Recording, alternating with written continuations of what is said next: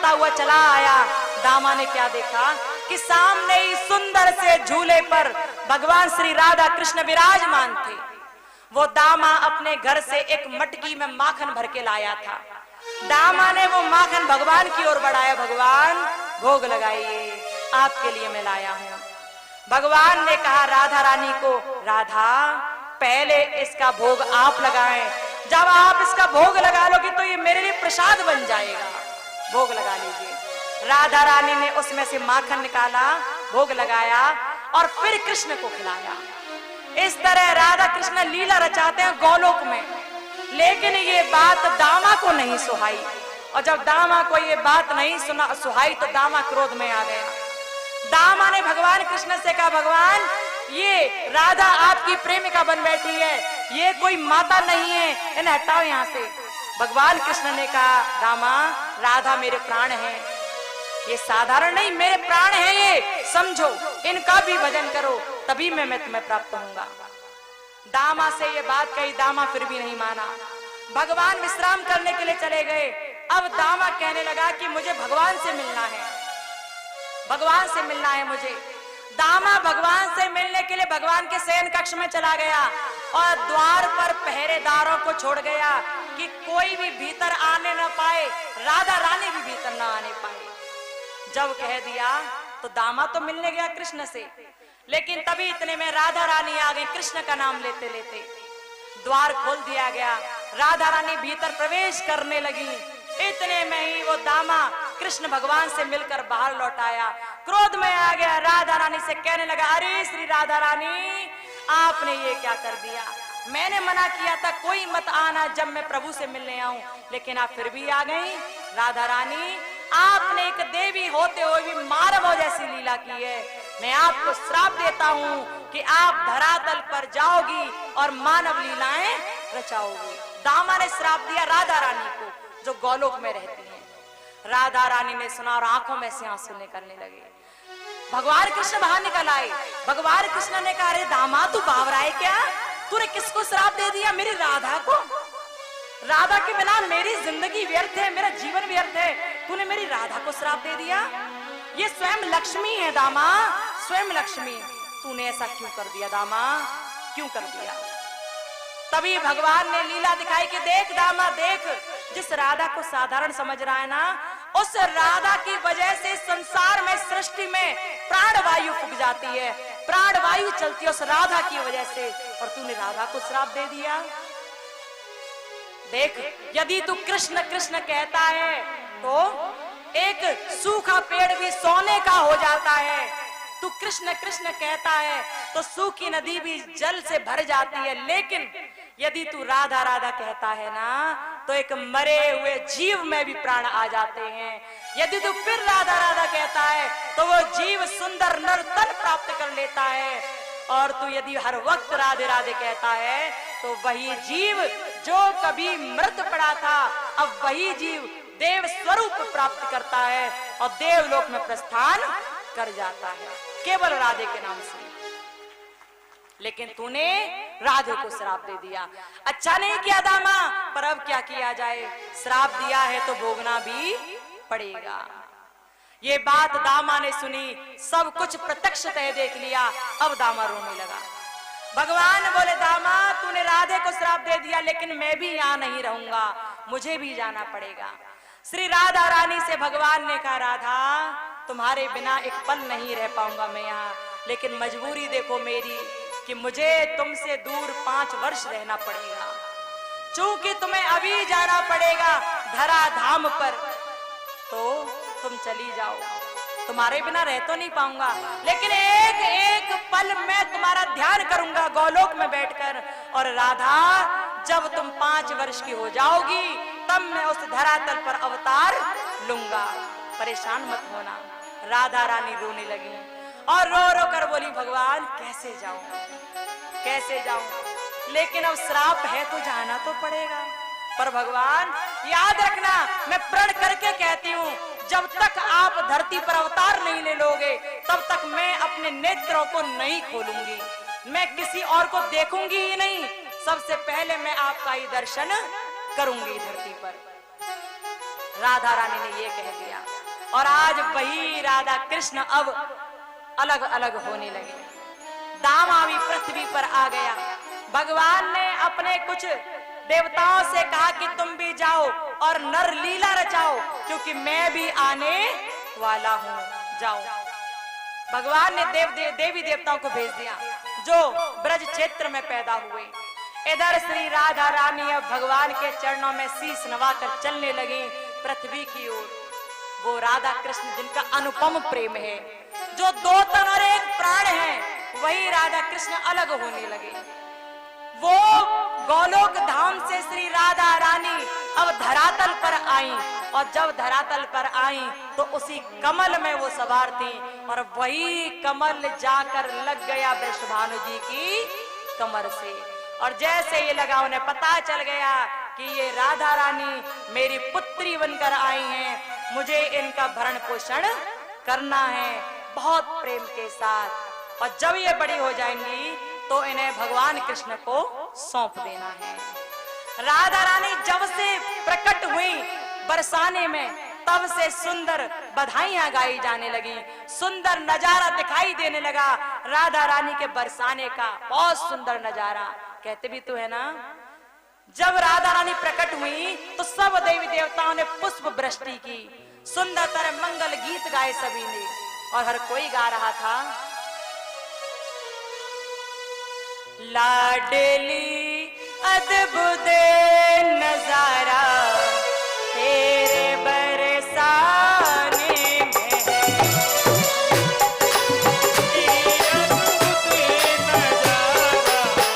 तेरे बरसाने में है, लाडली अद्भुत नजारा तेरे बरसाने में,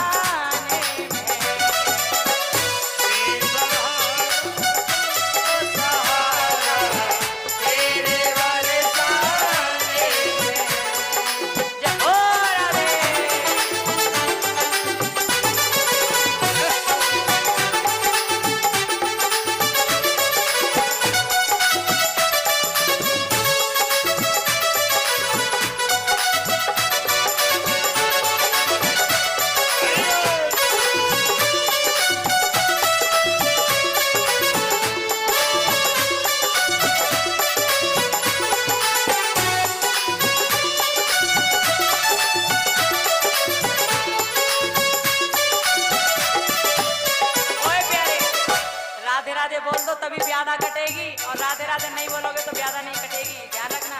कहते हैं ना, राधे राधे जपने से व्याधा कट जावेगी, राधे राधे जपने से व्याधा कट जावेगी, राधे राधे जपने से व्याधा कट जावेगी, राधे राधे जपने से व्याधा कट जावेगी।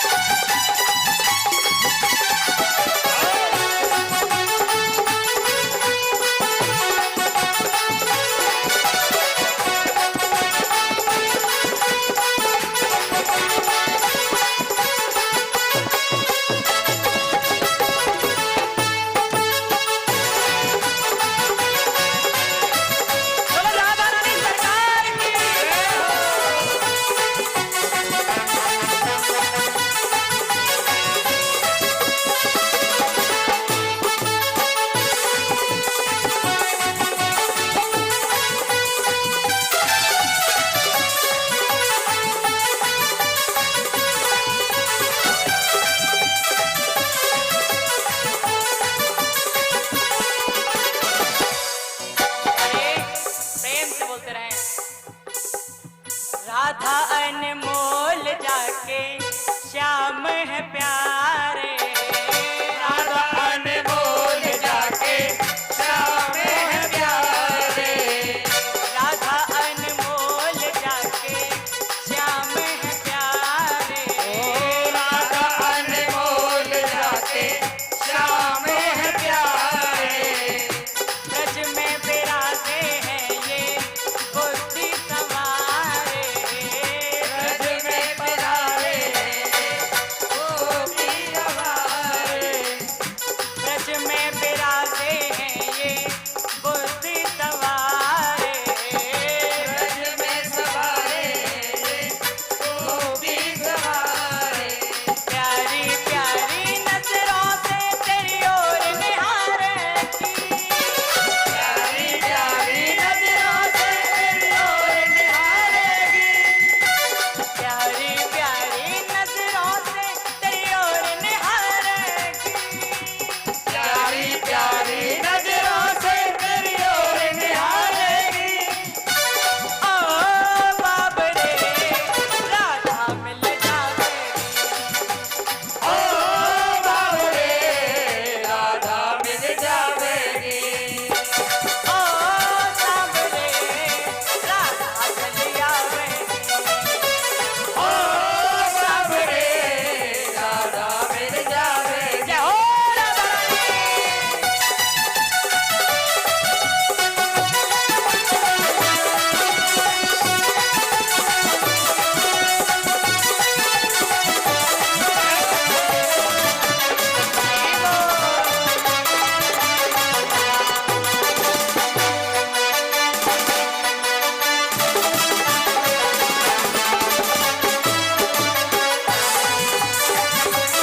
तालियों की सेवा देते हुए सभी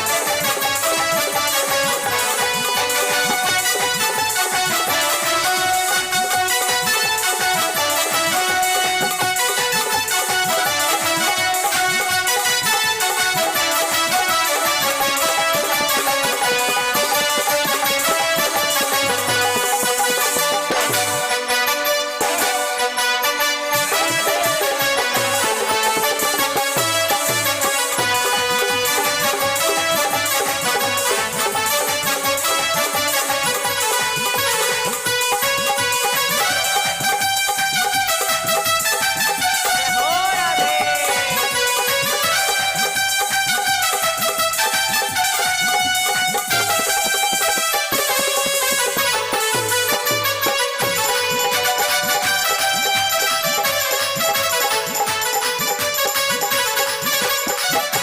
राधा एक ऐसा नाम,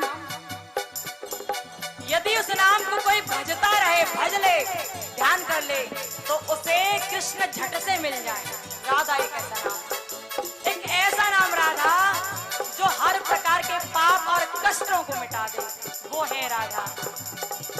कहते हैं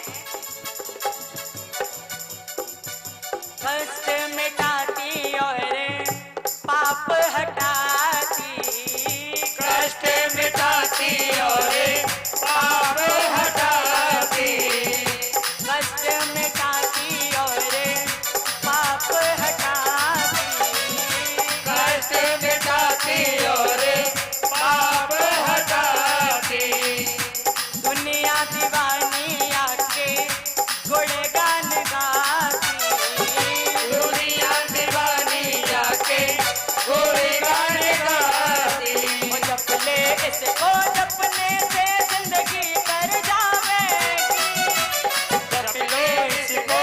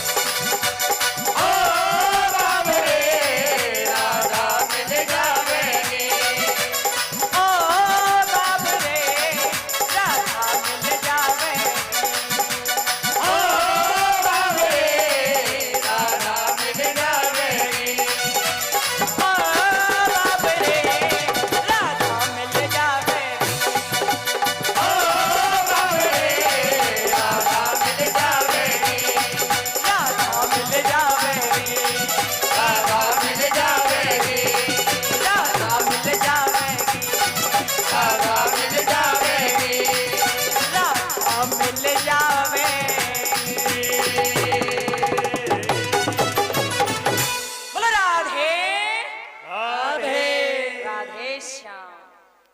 कथा के सुंदर श्रोतागणों, राधा के नाम को लेने में बड़ी शर्म आती है, बहुत से लोगों को बहुत शर्म आती है। हाथों को ऊपर उठा के बोला करो राधे के नाम को, क्योंकि राधा ही कृष्ण है और कृष्ण ही राधा है। बोलो राधा कृष्ण भगवान की जय हो। और जे हाथ ना ध्यान रखा करो, जो लोग उठा रहे हैं यहाँ से वो तो अच्छी बात है, जो नहीं उठा रहे वो ध्यान रखो। हाथ कहाँ से उठाने हैं? यहाँ से। कैसे? यहाँ से उठाओ दोनों हाथों को। जय जय श्री राधे। एक आध तो भैया ऐसा लग रहा है ब्याह में आया है क्या? सो ब्याह में आया है, अभी अभी अभी एरोप्लेन से नीचे उतरा तो हाथी नोट से उठ रहे, ऐसा लग रहा है। सही बात है का? अभी अभी एरोप्लेन से नीचे उतरे हो क्या? तुरंत ही उठा दो ना हाथों को। नातेदारी में नहीं आए हो, कथा में आए, उठा दो ना हाथ। बोलो बंसी वाले की जय। उठा लिया करो, फायदे में रहोगे, नहीं तो क्या फायदा, घाटे में रहो। राधे का नाम पे हाथ ना उठे तो घाटे में रहना फिर तो ना। श्री सुखदेव जी महाराज राजर्षि परीक्षित से कहते हैं, परीक्षित जी सुना, श्री राधा रानी प्रकट हुई बरसाने में, और वृषभानु जी राधा रानी को अपने हृदय से लगाकर घूमते हैं। वो वृषभानु जी अपनी राधा रानी से बहुत प्रेम करते, अपनी पुत्री से बहुत प्रेम करते हैं। लेकिन राधा रानी ने नेत्र नहीं खोले, आंखें बंद थी, क्योंकि वो भगवान से वायदा करके आई थी, भगवान जब तक आप धरा धाम पर नहीं आ जाओगे, जब तक आपका दर्शन नहीं होगा, तब तक मैं नेत्र नहीं खोलूंगी। मैं अपने नेत्रों से पहला दर्शन आपका ही करूंगी, ये मेरा प्रण है। राधा ने आंखें नहीं खोली। इधर तो श्री राधा रानी धीरे धीरे करके बड़ी हो रही हैं, लेकिन अभी तक आंख नहीं खोल रही। उधर दूसरी ओर माता देवकी के 7वां गर्भ तैयार था। 7वां गर्भ तैयार है माता देवकी के। कंस की मथुरा नगरी में चारों ओर खबर फैल गई कि अब माता देवकी के 7वां गर्भ है, अब तैयार हो जाओ सभी। और जब चारों ओर खबर फैल गई, तभी भगवान कृष्ण जो गोलोक में हैं, उन्होंने विचार किया कि कंस तो सबको मारता जाएगा, लेकिन एक आध तो होना चाहिए जो मेरे साथ खेल खेले। भगवान श्री कृष्ण चंद्र ने सभी योग माया को बुलाया और योग माया से कहा, योग माया आप जाइए और जाकर के माता देवकी के गर्भ में जो 7वीं संतान है ना, उसे वहां से अलग कर दीजिए। आप जाइए, माता देवकी के गर्भ में 7वीं संतान है, उसे गोकुल में रहने वाली वसुदेव जी की बड़ी पत्नी माता रोहिणी के गर्भ में प्रतिष्ठित कर दीजिए, पहुंचा दीजिए, भेज दीजिए, जाइए। योग माया ने ये बात सुनी और तभी उस योग माया ने माता देवकी के 7वें गर्भ को माता देवकी के गर्भ में से उठाकर गोकुल में रहने वाली वसुदेव जी की बड़ी पत्नी है रोहिणी, उनके गर्भ में पहुंचा दिया। वसुदेव जी की 7 पत्नियां थीं। वसुदेव जी की 7 पत्नियां थीं, पौरवी, रोहिणी, भद्रा, मदरा, इला और लोचना और देवकी। ये 7 थीं, पौरवी, रोहिणी, भद्रा, मदरा, इला, लोचना और देवकी। ये 7 पत्नी है वसुदेव की, 7 पत्नियां हैं। वसुदेव जी देवकी के साथ हैं, 7 पत्नियां भी अलग हैं। तो उन्हीं बड़ी रानी के लिए कहा योग माया से भगवान ने कि माता रोहिणी के गर्भ में माता देवकी के गर्भ को प्रतिष्ठित कर दो, जाओ। योग माया ने ऐसा ही किया। माता देवकी का जो 7वां गर्भ था उसे निकालकर वसुदेव की बड़ी पत्नी रोहिणी के गर्भ में पहुंचा दिया। और जब पहुंचा दिया तो समय आगे बढ़ा, और जब समय पूरा हुआ तो माता रोहिणी ने एक सुंदर से बालक को प्रकट किया। और जब वो बालक प्रकट हुआ तो जानते हो उस बालक का नाम क्या रखा गया? वो कोई और नहीं, वो भगवान कृष्ण के बड़े भैया कहलाए, जिन्हें हम सभी दाऊ जी महाराज के नाम से जानते हैं। बोलो दाऊ जी महाराज की जय हो। बोलो बलदेव भगवान की जय हो। वो दाऊ जी महाराज प्रकट हुए। अब समय और बढ़ रहा था, लेकिन इधर तो बलदेव हो गए, उधर राधा रानी हो गई, और इधर तीसरी ओर मथुरा नगरी का राजा कंस बहुत परेशान है। 7वां गर्भ जब योग माया ने वहां पहुंचा दिया तो मथुरा में खबर फैल गई कि 7वां गर्भ खंडित हो गया है। सातवां गर्भ खंडित हो गया है। अब कंस और भी ज्यादा बुरे काम करने लगा, सोचने लगा कि सातवां गर्भ खंडित हो गया, कहीं ऐसा ना हो आठवें के लिए बोल रहे हैं, लेकिन आठवां तो खंडित होगा नहीं क्योंकि वो मेरी मृत्यु बनकर आ रहा है, मुझे उसे पकड़ना पड़ेगा, रोकना पड़ेगा। सातवें गर्भ के खंडित होने के बाद वो कंस और भी अनेक प्रकार के अभी अपने बुरे बुरे कामों में लीन है, सबको दुखी करता, परेशान करता है। सुखदेव जी ने कहा, राजा परीक्षित, कंस के राज्य में इतने अत्याचार होने लगे कि देवी देवता परेशान हो गए, ऋषि मुनि रोने लगे, सब परेशान हुए, देवी पृथ्वी विलाप करने लगी और भगवान को पुकारने लगी, भगवान कब आओगे, कब आओगे प्रभु, कब आओगे। जब सब रोने लगे, पुकारने लगे, भगवान से कहने लगे, भगवान आ जाओ, आ जाओ, तो कहते हैं तभी आकाशवाणी हुई और आकाशवाणी में कहा गया कि रो मत, परेशान मत हो, मैं जल्दी ही आऊंगा, तुम परेशान मत हो। भक्तों, भगवान जब जब देखते हैं कि संसार में धर्म की हानि हो रही है और अधर्म बढ़ रहा है, तब तब प्रभु इस धरातल पर अवतार ग्रहण करते हैं। बाबा तुलसीदास ने भी मानस में दर्शन कराया है और लिखा है, जब जब होए धर्म के हानि, बाढ़े असुर अधम अभिमानी। श्री राम जय राम, जय जय राम, श्री राम जय राम, जय जय राम। जब जब होए धर्म की हानि, जब जब होए धर्म की हानि, बाढ़े असुर अधम अभिमानी। बाढ़े असुर अधम अभिमानी। बाढ़े असुर अधम अभिमानी। तब तब प्रभु धरे विविध शरीरा, हरै कृपा निधि सज्जन वीरा। श्री राम जय राम, जय जय राम, श्री राम जय राम, जय जय राम। श्री राम जय राम, जय जय राम, श्री राम जय राम, जय जय राम। श्री राम जय राम, जय जय राम, श्री राम जय राम, जय जय राम।